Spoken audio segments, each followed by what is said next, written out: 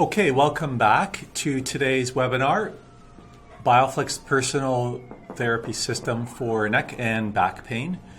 My name is Dr. David Kadashko. I'm the Director of Education and Research here at Meditech in Toronto, Ontario, Canada. By profession, I'm a chiropractor, also trained in acupuncture as well, and traditional Chinese medicine. I've been with Meditech and the team here for about 10 years or so. The webinar today is being recorded. All webinars are recorded, and they are usually edited. And then if you registered for the webinar or if you're watching, you should receive another email, usually in about a week or so, that has a link to YouTube in order to watch it again. So just in the future, if you do want to watch the webinar and you can't actually make it, all you need to do is register for it, and then we'll have your email, obviously, and then you can receive the webinar to watch a little bit later on. So a few comments before we get started. Other than the webinar being recorded today, you will have the opportunity to ask questions. Just type them in as we go along, and at the end of the webinar, I'll take up those questions and try and provide answers as best I can. I don't open it live, just for the flow of continuity of the webinar itself.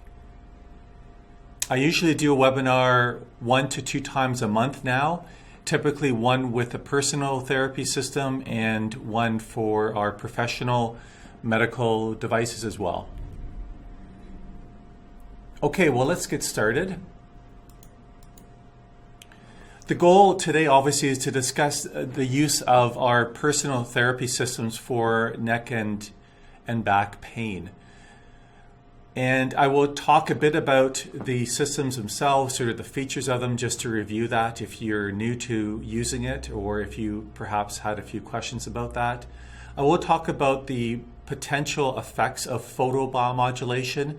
Notice that I'm saying photobiomodulation and not laser therapy. And that's because that is the new scientific research term used. Of course, the personal system uses light from superluminous diodes. So they're not actually laser diodes. But of course, the effect is similar to that of using a laser diode because it has the correct wavelength and dosage and so forth. And that term is referred to as photobiomodulation. I'll talk about how deeply the light penetrates into the tissue so you can have a better understanding of that. And then I'll get into both neck and low back pain. I'll talk a bit about anatomy, talk about some of the common causes of back pain, and then eventually I'll talk about how to apply the equipment and other questions that hopefully allow you to get optimal efficacy for treating your particular condition.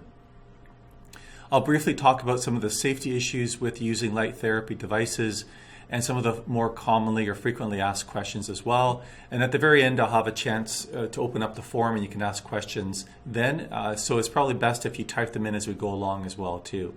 So welcome and thank you everyone today for joining me for this webinar. It's half an hour, so it should be finished around 12:45 Eastern Standard Time here in Toronto. We do manufacture and distribute 2 types of BioFlex personal therapy systems. They're very similar. The controller is the same. What differs between the BioFlex 120 and the 180 is the size of the array.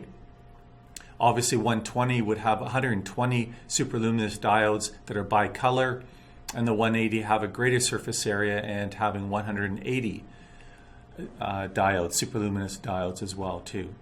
The equipment comes with a strap, which is really important when you're treating areas where you're not able to have the array on nice and firmly onto the skin. Typically for neck and for lower back, you're not going to be using that strap. And also some goggles. The safety goggles aren't because the light will damage your eyes. The safety goggles are there if you are treating around your face or your head or your neck, where that light, especially the red light, is close proximity to your eyes. It can be irritating because it's very bright, and that would be the time to use those goggles as well. But typically for neck and for back pain, you won't be using the goggles or that strap. So really, the size, the difference is really is the size or the surface area between the P120 and the P180. Otherwise, the actual controller unit itself looks very similar. When you actually look at the diodes themselves, they're bicolor, meaning that each of the diodes can emit either red wavelength, which is around 660 nanometers wavelength, or near infrared, which is approximately 840 nanometers in wavelength as well too. These are soft and flexible. They should be cleaned according to the instructions in the manual every so often, especially if you're using it in between other people within the family or family unit. Obviously, because of COVID and so forth, you should make sure that these are properly cleansed.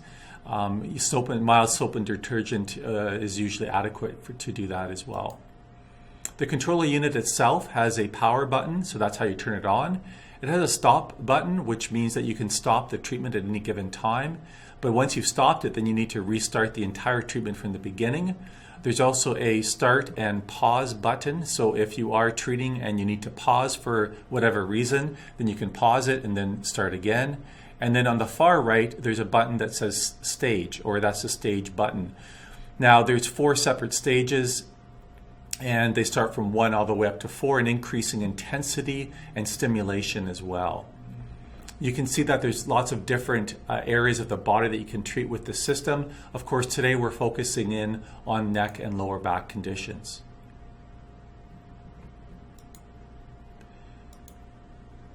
With respect to treatment stage, this is the most commonly asked question I do get emailed or phone calls about. Treatment stage refers to increasing in the amount of energy that's being entered into the tissue, and also the stimulation with respect to the pulsation rate or the frequency.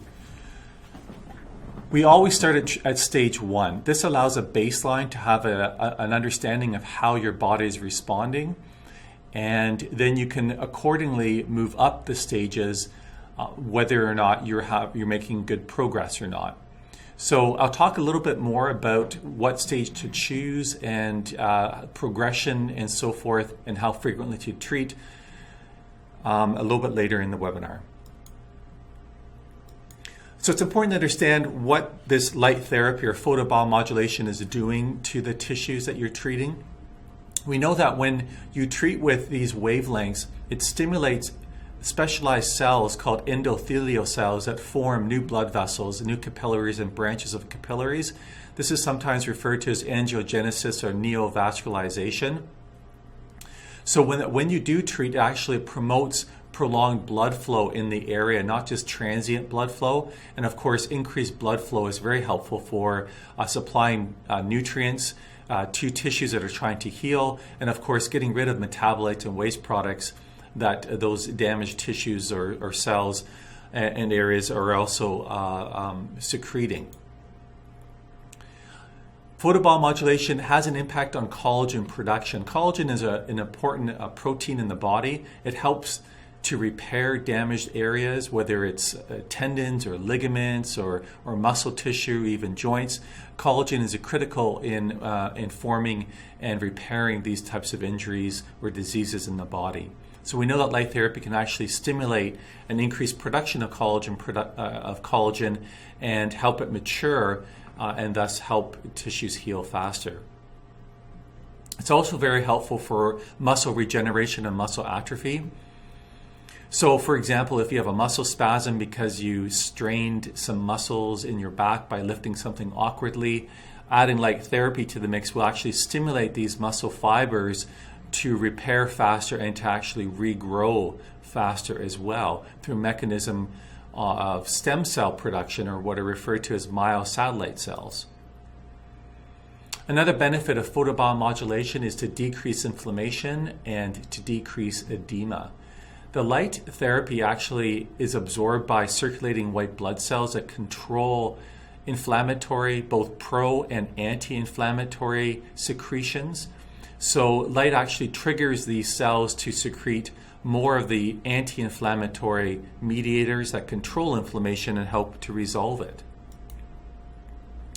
Nerve regeneration, cartilage production, bone formation, these all can be helped with respect to photobiomodulation. So if you have a pinched nerve, if you have compressed nerves, if you have cartilage that's being worn out, or even if you have bone issues, for example, microfractures or stress fractures, photobiomodulation increases the ability of these cells, these cell types, to actually undergo mitosis or regeneration at a much higher rate than under what's referred to as metabolic stress when you have inflammation or injury. So by adding light therapy, you're able to actually improve the ability of the body to repair it at a faster rate. Now, there are two types of effects of photobiomodulation on the body. One is directly. So for example, if you have a nerve cell and it's damaged, it might be compressed, it might be injured or bruised or what have you, what happens is the mitochondria that control the functioning of the cell are essentially damaged. And when you allow light, either near infrared, that's what that NIR stands for, or red light, then it actually stimulates the mitochondria to help repair themselves and improve the efficiency. Once you do that, then the cell, in this case a neuron, can actually start to function more normally and eventually will become a normal, healthy cell type. The other way that photobiomodulation can help with neck and back pain is through systemic effects. There's many different types of systemic effects, including endorphin and enkephalin release, decreasing of stimuli that cause pain like prostaglandins. It can actually increase cortisol production, which is known to be anti-inflammatory in the body. But it's especially known to stimulate circulating immune cells, white blood cells and stem cells. And once they're stimulated, they're attracted to areas of your body that are injured or diseased or inflamed. And by being attracted to this area, you actually help these areas heal faster and reduce this inflammation faster. So really, we're using photobiomodulation in two ways. One is directly when that light gets absorbed, and one is indirectly by it being absorbed in the blood and the white blood cells, and then eventually this will circulate to the deeper lying tissues, in this case of the back and the neck. So why do we use red and near-infrared light? Well, it's somewhat complicated. In other webinars I've talked about the mechanism, but what I'm more focused here is to have an understanding that when we use red light, it's very effective for superficial structures. Oftentimes pain fibers are superficially located, so they're affected. Blood flow is affected superficially. But red light just can't go very deep, and that's because it's highly absorbed by hemoglobin. Whereas near-infrared light is a lot more transparent in the human body. It can actually travel much deeper.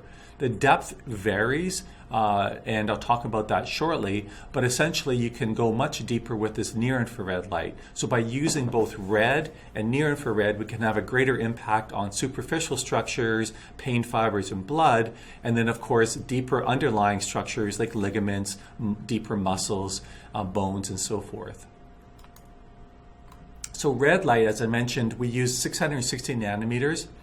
It is highly absorbed by hemoglobin, thus it really only penetrates maybe a few millimeters to a centimeter, maybe a few millimeters more, but essentially that's what it's known to actually be absorbed and penetrate. It has a very high scatter pattern, and it's sort of in a circular formation that you can see here. Near-infrared light, which we use in the case of the personal system, is around 840 nanometers, give or take, plus or minus 5 or 10 nanometers, and it is less absorbed by things like hemoglobin and thus can travel a little bit deeper, perhaps several centimeters. The actual depth varies according to many factors, everything from skin color to your body size and type. But generally speaking, it can penetrate anywhere from a few centimeters to perhaps even 5 or beyond that in centimeters. It is absorbed in a more of an elliptical volumetric pattern as shown in this bottom right diagram. The depth of penetration and the effective depth of penetration is greater as we hold the actual light on the surface of the skin. So as you accumulate the time and leave that light on, not only in seconds but of course in minutes, you'll be able to get more and more light accumulating to a greater depth of penetration. It's important to understand here that this light does not have really much of an effect on normal healthy cells and tissues. So you don't need to worry about exposing your normal healthy tissues to lots of light because it won't really affect it. What you're trying to do is expose the injured or diseased tissues in your body, like joints and discs and muscles and so forth and ligaments, with enough light to trigger this photobiomodulation effect that I was talking about earlier. So let's take a look at neck pain. I do have a reference here, and you can see it below. Some of the common causes of neck pain, for example, it is considered the fourth leading cause of global disability, so it's very common and has an annual prevalence rate of about 30%. All that really means is that at any given time, 30% of the population will have neck pain of some sort. Common causes, whiplash. And by the way, whiplash you can get from not just a car accident, but of course, most commonly from falling, from playing sports, any type of process where that head is kind of moved back and forth suddenly or side to side suddenly. Any other kind of trauma. Osteoarthritis is a very common cause of neck pain. This can lead to stenosis or narrowing of the holes for the nerves. That's called stenosis. A degenerative disc disease, rheumatoid arthritis, things like prolonged stress at work, mechanical postural stress, awkward sleeping positions. Many patients that come in oftentimes will say they were having a shower and they moved their neck a certain way and then they couldn't move it anymore, those kinds of things. But oftentimes it's chronic in nature with no specific cause really even understood. There can be referred pain to the neck. You can injure a muscle. A disc can be bulging or herniating. You could have a torticollis, which is sometimes referred to as a wry neck. And of course, a very common condition, fibromyalgia, that can cause pain in many areas of the body, including the neck as well. And there are much less common causes of neck pain. Some that can be very serious. For example, if an artery has dissected, or if there's cancer, retropharyngeal abscess, which is an infection, inflammation of the epiglottis, an acute coronary syndrome, for example, myocardial infarction can sometimes refer pain to the neck. Congenital issues like an extra rib in your neck, a condition called ankylosing spondylitis, or even fractures. So it's really important to understand what it is you're treating. What I do recommend is that everyone do seek out a healthcare practitioner for an appropriate diagnosis before you start treating. It allows you to have a better idea of how long it might take to get better, what you're dealing with, and especially if you're communicating with myself or other people here at Meditech, we can better assist you if you know exactly what the problem is. There's lots of research on neck pain and photobiomodulation. One of the best papers out there was a meta-analysis where they took a whole bunch of different randomized control trials. This one was published in The Lancet, which is a very well-respected medical journal, published by Roberta Chow. She's a medical doctor and PhD in Australia.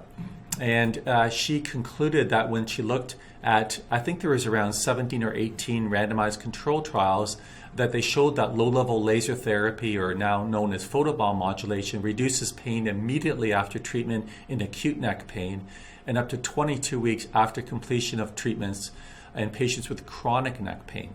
So the results are quite impressive, both for acute. So for example, you woke up with it and now you have a really sore neck, or chronic, something that you're dealing with on an ongoing basis. So it's important to understand and to know what it is you're treating. Is it a disc problem? Is it a muscular problem? Is it a ligamentous problem or a joint problem? There's many potential causes, and by knowing these causes allows you to determine where to place the equipment specifically, and it allows you to have a better result overall. Okay, so it's important to understand this. Now, as a review, many of you probably listening in are familiar with parts of the anatomy. Just a review, we know that there's 7 cervical vertebrae. There are discs, which are these cushions that lie for shock absorption in between the vertebral body, between each of the vertebrae, except for the first 2, C1 and C2, does not have a disc. Facets are also referred to as the joints between the vertebrae. These joints allow for movement. So when you're flexing and extending and rotating your neck, these are facet joints at work. there, of course, are ligaments. Ligaments are a connective tissue that connects a bone to bone in a joint. And of course, there's lots of muscles and nerves emanating from foramina, which are openings for these nerves to exit to supply the, other areas of the body as well. Neck anatomy is quite complicated. Of course, the superficial neck area is surrounded by the trapezius, which is really more of a shoulder muscle, but it can also be implicated in pain because it does attach to the base of your occiput and travels and it inserts along all the levels of your upper and lower cervical spine and even in between your shoulder blades as well. Now, if we peel off the layers, you can see there's a series of different muscle groups that start from superficial and go deeper and deeper. Notice that as you go deeper into the anatomy, the muscles become smaller and smaller and sort of more fragile. It's not uncommon that these smaller muscles are the ones that are strained when you move in an awkward way or have whiplash or what have you. The larger muscles tend not to be injured unless it's more of an acute trauma kind of scenario. So, a bad whiplash or a sports injury or what have you. Now, as far as placing the array, we do have standard placements. Now, standard placements are a guideline only, and if you're not quite sure, even after this webinar, where to place the array, remember you can always email myself or give us a call and we can help you out as well. The standard placements, whether it's a P120 or a P180, is vertically, so that of course the diodes are facing the skin. If you do have long hair, you should braid it up or bun it to get it out of the way. Remember that dark hair does absorb more light than lighter colored hair, so bear that in mind too. The very top of the array where the lights are should be at the base of your skull. So really, when you touch the back of your head and you feel that little bump, that's basically where the top of the array should be positioned. And then it will roughly go, depending on the size of the array that you have, it will go midline or all the way down the length of your back of your neck. The next standard placement is more transverse or longitudinal, and it will cover sort of the base of your neck, so that is where it transitions from your neck to your mid-back or your thoracic region. This is a good placement because it's not uncommon that a lot of neck pain does originate in the mid to lower cervical spine, arthritis and muscle issues. You'll also find there's muscles in between your shoulder blades and your scapula that can be involved, so it's a good idea to place the array there as well. And then lastly, we have both right and left lateral placement positions. You can vary these. For example, if you have pain in between your shoulder blades, then you can also do another position just beneath that first transverse position. So you would do the first vertical, one transverse, and then a second transverse right in between the shoulder blades. And you can also shift the array so that it's covering more of your trapezius or sort of upper part of your shoulder and lower part of your neck musculature, either on the right or left side. So really the placement of the array will be determined about what it is that you're trying to treat.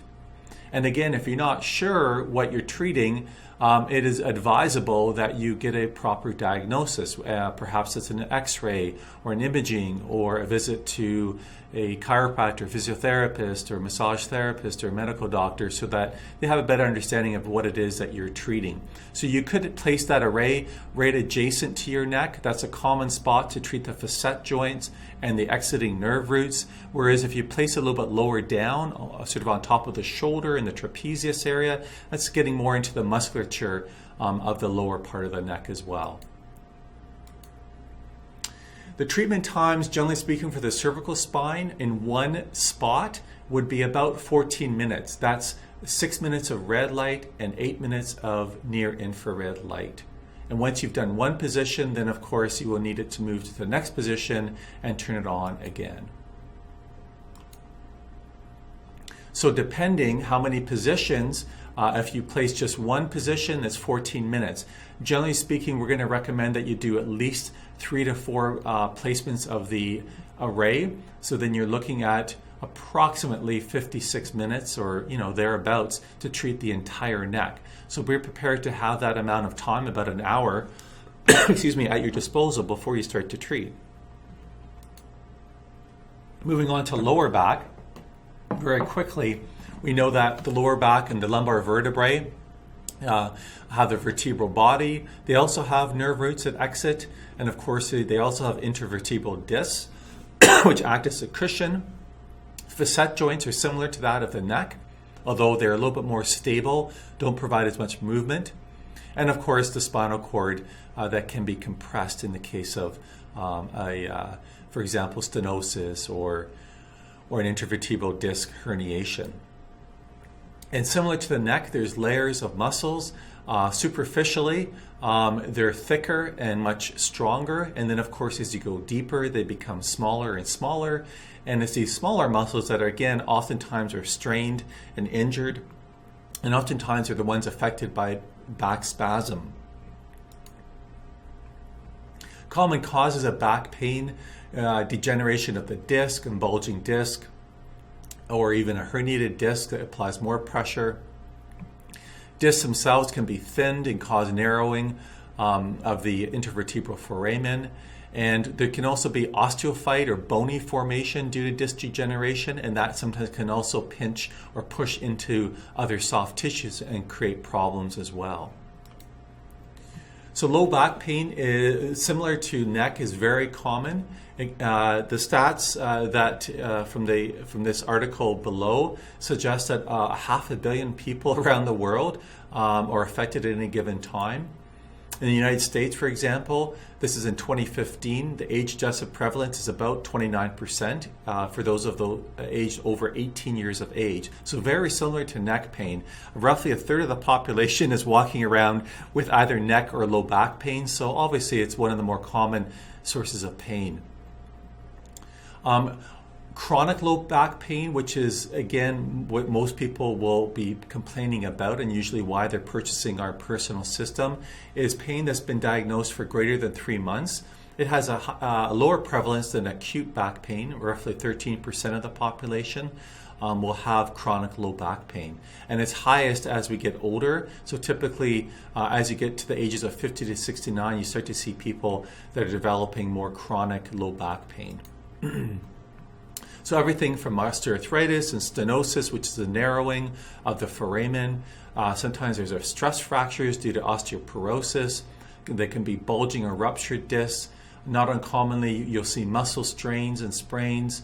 And of course, we've all heard the term sciatica, which really is just inflammation of the nerves that form the sciatic nerve, usually emanating from the lumbar spine itself in the sacral region. Chronic low back pain is associated with what's referred to as comorbidities. For example, if you have depression or anxiety or sleep disturbances, those kinds of things, you'll see low back pain and chronic low back pain more frequently. Also, low back pain is the leading cause of years lived with disability, and it's the 5th leading cause of disability-adjusted life years. So I don't need to emphasize what a debilitating problem low back pain can be.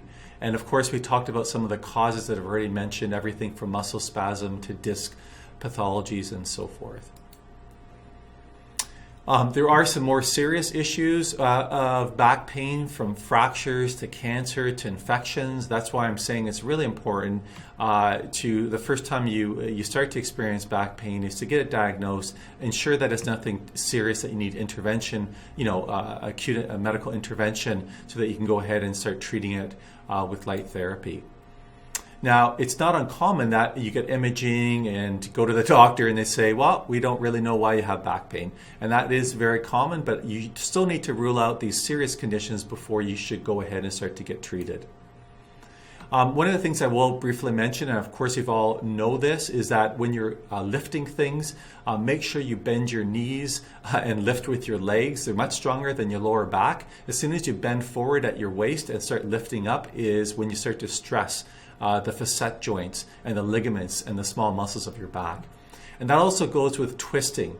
Even if it's just a small box you're lifting or what have you, as soon as you torque or twist, the facet joints of the lower back are going to be stressed and more prone to be injured. So oftentimes a person will bend down and reach for something and sort of torque or twist their back, and then all of a sudden they can't move.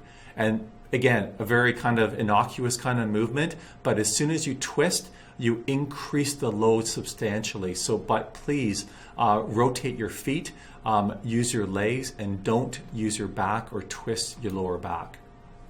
Positions of the array. We do have standard positions. The standard positions are this 1A and 1B. That will cover the entire lower back. So right from what's referred to as the thoracolumbar junction, where the thoracic spine or your mid-back ends and the lumbar spine begins. And then the second placement is just below that, and sort of right where you might say sort of the crack of the bum is, which is where the sacrum is. That's around the L5-S1 region, and that's where the second placement lies. And then we have two placements that lie obliquely, left and right. They're commonly used to treat the sacroiliac joint, the gluteal muscles, and the exiting nerve roots of the sciatic nerve. And we also recommend doing a final placement if you have been diagnosed with significant deterioration of the lumbar spine, and that's more commonly occurs in the lower lumbar spine. So you can do another placement even after you've done this 1B vertically to try and irradiate that area even a little bit more. Or if your problem lies a little bit higher, you can shift that to a little bit higher up your spine. And don't be afraid to shift around the placement. So if you have sciatica, for example, on the left side, you can do the one placement obliquely and then do another placement overlying the posterior thigh. And that, of course, is going to affect the sciatic nerve. So it's a nice position to do if you're getting left-sided sciatica. And same thing for the right side as well. Time frame similar to the cervical spine. It's about 14 minutes per position. So be prepared if you're treating the entire lower back and the sacroiliac joints and the sciatic nerve. It's going to be a little bit longer than an hour. So ensure that you have that time when you're treating. So how often should you be using the system? Well, if you have an acute flare-up, I do suggest you treat every day for maybe 4 or 5 or 6 days in a row. Use stage 1, and this should start to calm things down, and then you can start to treat on alternate days, maybe every other day, maybe 3 to 4 times a week. So maybe the odd day you do 2 consecutive days, but you don't really need to treat every single day, especially if it's more of a chronic or maintenance type of scenario. When things are starting to improve a lot, you can go down to once or twice a week. And then once you're feeling pretty good, then I do recommend that you still treat. That might be referred to as a maintenance treatment. That might be maybe once a week or maybe twice a week, that kind of thing, because it does help to stimulate that back and try and keep a little bit healthier on a long-term basis as well. The personal system is designed to have direct contact with the skin. Don't use it over clothing or bandages or patches or what have you. Make sure the skin is clean with respect to oils or lotions, sunscreen, that kind of thing, because those things can affect the silicone and the equipment itself. So make sure that you do have nice clean skin to work with. And the array should make firm contact. So we do have straps, but of course, in the case of the back, I suggest that you lean back, onto a pillow, for example, to keep it in position, whether it's your back or your neck in a chair. That will keep it nice and snug. If you're lying on your stomach or another position, you can use a bean bag or something similar to keep it in position as well. Remember that the array emits both red and infrared light, so you have to make sure that it's finished, that the red light and infrared light is done before you move it to the next position. When you're moving to the next position, try to move it enough so that there's not a huge overlap between the area that you treated prior. This BioFlex system emits high-intensity, non-coherent light. That is, it's not from a laser diode. They're from specialized LEDs. They're called superluminous diodes. Remember, they don't pose a risk to your eyes, but it is very bright. so they can irritate eyes. So just if you are using it closer to your face, your eyes, then wear those safety goggles that are provided with your equipment. You can place the array on your back or your neck or lean back into the chair on a pillow, as I mentioned. If you feel the array is getting warm or feeling hot, which can happen, that's not so much due to the light, it's more due to the electrical current that's driving these LEDs. So for an hour treatment, you may feel it starting to get a little bit warm. So what I might suggest is that once you've done 1 or 2 positions, let it cool down for 5 or 10 minutes before you move it to the next position. And that just allows for greater efficiency and cooling down of the array itself. They should not be used around the lower back or pelvic regions during pregnancy. That is considered a contraindication. Really shouldn't be any concern if you are taking photosensitive medication. This tends to interact more with ultraviolet light. Whereas the wavelengths used for our equipment is red and infrared. And generally speaking, it doesn't interact with, or those medications don't interact with those wavelengths. If you're not sure about this or what have you, you're taking medication that says photosensitive, you can always talk to your pharmacist to get the drug profile and see what wavelengths that interact with that medication. But my research has shown that nearly all of the medications interact more with lower wavelengths in the ultraviolet bandwidth. Don't use it over actively bleeding tissues because it can promote blood flow. Don't use it over any areas known to have cancer. We're not sure of the effects of photobiomodulation in cancer. We know that it doesn't cause cancer, but we don't want to pose a risk to exacerbating cancer. Of course, any stimulatory type of therapy potentially might do that, so you want to be careful.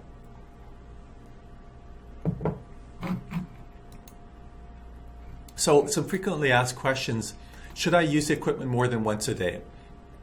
Generally speaking, I say no, but if a condition is quite serious, quite acute, then yes, you could do that. You could treat in the morning and evening perhaps, but just don't treat within an hour or two. Give it some time for the body to assimilate and use that energy, because overstimulating it won't have that same positive effect. What if you don't have a diagnosis? Well, I guess, yeah, I mean, you can throw it on there, but I highly recommend that you do get a proper diagnosis to know what it is you're dealing with and to rule out anything serious, as I mentioned earlier. Does everyone respond the same way? Absolutely not. We have found that some people are very quick and good responders to photobiomodulation, and some people are very slow or sometimes even poor responders. So you need to give it time to interact and to work. But generally speaking, most people, by most I mean 80-90% plus of our patients and patients that have our personal system do respond in a positive way. So you need to be persistent. So what if you've been diagnosed with a specific condition, you're not sure how to treat it? That's when you would give us a call or email us and we can help you out. How long does it take to improve? Well, really, after 6 to 10 sessions is a good indication of how well you're doing. And that's where I would say start at stage 1, and that if you're sort of not improving at that point, then shift it to the next stage and treat another 6-10 times before moving it to the next stage. So always give that body a bit of a chance to respond to that specific level before moving it to the next one. Can you split up a treatment throughout the day? I prefer that you treat the entire area in one shot. You can definitely treat other body areas at the same time. Like you can treat a shoulder and neck consecutively, no issues there. But what you don't want to do is treat the neck, 2 times within an hour. But you can treat other areas of the body after you've treated your neck as well. Well, thank you very much for listening. I'm sure you might have a few questions, so I'm going to pull out those questions as well. So let me get to those. Okay, lots of questions, which is good. Oh my goodness. All right. Unfortunately, we had someone that the audio can't work. Okay, by the way, you will never be able to see me. I've decided not to open my webcam. I just find it I don't know. I want you to focus on the actual broadcast itself. So I have a question here. Lumbar treatment for placements, A and B overlap. A and B overlap, which is okay? A and B same treatment, or A and B a day apart? So those, when I showed the placements, you do all those placements in one session. So A, the first one, the second one, the third one, the fourth one, whatever you decide to treat, do them all. So there might be 4 placements or 3 or 6 placements, but do them all in one shot. Okay, hopefully that answers that question. What if you're not noticing any improvement for osteoarthritis stage 1? I think I've already answered that. Give it 6 to 10 sessions before you move to the next stage. So I do have a question about a traumatic brain injury. Obviously the intent of this lecture today was more neck and back pain. So Misia, I know you have a question specifically about some issues in traumatic brain issues. I do suggest that you email myself. You can do that. My email is david@bioflexlaser.com. If you have any questions about purchasing or what have you, you can email janet@bioflexlaser.com. I do have some more questions here, so let me get to that. So I have some questions about scoliosis and preventing further deterioration. So that's a great question. Scoliosis can be progressive. Eventually it becomes stable. But if you use photobiomodulation, it can improve the ability of the back to function. So it can help muscles to function. It can help nerves and ligaments to function. So in essence, it may help stabilize a scoliosis. It's not going to cure it, but it certainly may slow the progression or even help with scoliosis. So yes, definitely I think that's a good idea to treat. I do have another question about for treating concussions. My intent today, again, was more standard issues with neck pain. But certainly if you do have a concussion, you do need to see a healthcare practitioner. But on the other hand, if you do have the system, treating the neck oftentimes is very beneficial for treating concussions as well. So one person mentioned they have 2 of our systems. One takes longer to use than the other. Does this change the effect or the efficacy of the device? No. The protocols and the systems sometimes a little bit different. But they're all designed to have the same efficacy. So sometimes the treatment time is a little bit different depending on what system you might have, I believe, as well. Is it okay to use an acute pain immediately after injury? Yes, absolutely. You can use it and start with stage 1. How effective is a personal system for chronic neck issues? Again, generally speaking, it depends on the source of those chronic neck issues. Obviously it can be something quite serious, but neck pain and chronic neck pain is one of the most common things that we treat here in our clinic. And I would say our success rate is 80% plus.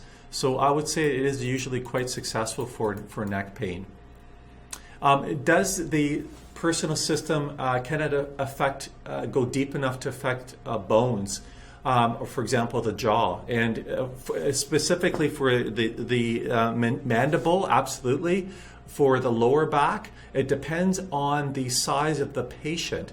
If I have a patient that's quite large, lots of thick back muscles, you're a little bit more limited as to how far that leg can go because it's a function of the wavelength, not so much the equipment. Do we ship to Germany? Absolutely. We ship all around the world. I think it's a 1 or 2 year warranty, Boris. Boris, if you email Janet@bioflexlaser.com, she can better help you with respect to that. And yeah, any issues, under maintenance or under warranty, we take care of all the repairs and so forth. And we do have representatives in Germany or in Europe as well. I have a question about fibromyalgia and standard placements. Generally speaking, for fibromyalgia, and maybe I'll do a webinar specifically for that, but we place the array over the most commonly affected areas for fibro. So I think I'm answering some of these questions I've already answered, so I won't bother going into them again. Is one placement sufficient? No, I do recommend that if you're treating the neck or the back, you need to do several of the placements that I recommended to have the the most desired effect.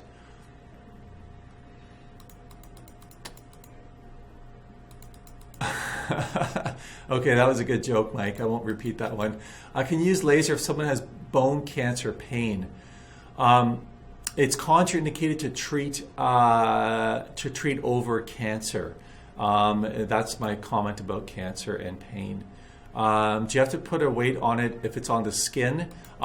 It's helpful to have some kind of to have the array firmly in position. So that might be leaning back into a pillow, that might be a strap or what have you, but you want to make sure it's firmly touching the skin. If you're putting it on your forehead, is it bad for your eyes? No, definitely not bad for your eyes, but it can irritate your eyes. So I would recommend, if you're putting it on your forehead, is to use the protective eyewear that comes with it, or close your eyes or put something blocking your eyes. Scar tissue, yeah, it can help scar tissue. It actually modulates collagen, so that's true. I won't get into the mechanism of action. I've done that on previous webinars as well, and I can't get into it right now. The difference between the two personal systems really is the fact that the P180 treats a greater surface area, therefore you'll get a greater systemic effect, so potentially a greater anti-inflammatory effect. The way to balance that out is by doing more placements with the smaller one. I suppose. Does cancer have does it multiply cancer cells? To be honest, the research shows that in the test tube, some types of light and cancer cells can be multiplied faster, but most of the time that's not the case. And in actual animals, it doesn't seem to have any negative effect. So we don't know, so we just say stay away from cancer. Do the rays emit red and infrared light at the same time? No, it's first red, then near infrared.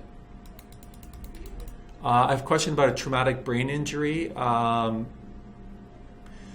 Yeah, I don't know if I can do a specific webinar on traumatic brain injuries in the personal system because it's a medical device and we're regulated, so it makes it a little bit trickier, Katie. But you can email me, Katie, and I can help you out with just a better understanding of that. My email, I think you guys can all see that. It's david@bioflexlaser.com. Suzanne, do you? Yeah, I've answered that question. Bone spurs, would it work? It's not going to have an effect on the spurs themselves, but it can help with the inflammation caused potentially by the spurs or the osteophytes in the lumbar spine. Any studies on sleep? Interesting. I'd have to look into that, Stephen. You can email me and I can look into that. So to access stages 2, 3, and 4, I think I explained that. You just touch that button and it will go from 1, 2, 3, and 4. Can you sit and, let me see here. You guys have lots of questions. Can you sit and treat the lower back due to the fact I'm claustrophobic? Yes, you can sit. Absolutely. You can sit down and do the treatment as opposed to lying down on your stomach. The difference between the professional system and the personal system, the main difference is that professionally there is a Class 3B laser probe with it. That's a classified medical device. And also the software allows you to manipulate and customize the protocols. But the array itself is pretty much similar. So the effect of the personal system over the professional is identical, with the exception of having a high intensity laser probe. How many times per day is it appropriate to use on the back or shoulder? I think I went over that with respect to how often you should be using that. Yeah, okay, so wonderful. So thanks to everyone for listening, and I will be doing another personal therapy system webinar next month. Check out our website, bioflexlaser.com, and I'll be posting that pretty shortly. I appreciate everyone tuning in today, and if you have any questions on sales, that's Janet at bioflexlaser.com, and any clinical or research questions, me, David at bioflexlaser.com. Have a great day, everyone. Stay safe, and we'll see you next time.